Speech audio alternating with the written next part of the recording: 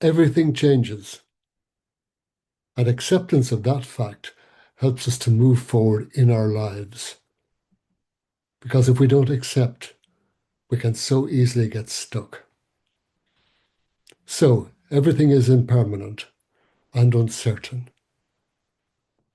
Your plans for this evening could fall apart 2 minutes from now. In fact, your plans for your life could change suddenly. At the level of feelings, emotions change all the time. You don't just have the same feeling for your whole life. You know, that would, I think, be a very strange way to live. But accepting impermanence does not have to stop you in your tracks. That's because when you accept uncertainty, you can then work out how to proceed in our uncertain world instead of being pushed into a corner by fear. To quote the Buddhist writer Pema Chodron in her book, When Things Fall Apart, one of my own favorite books to read,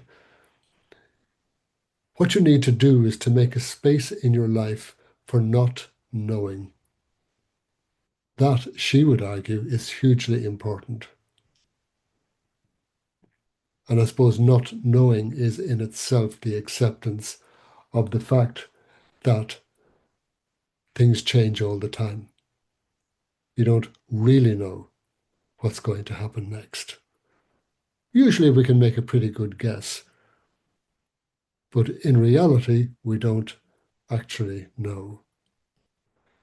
In my book, Acceptance, Create Change and Move Forward, I write that acceptance helps us to recognize when our efforts are no longer useful and to stop.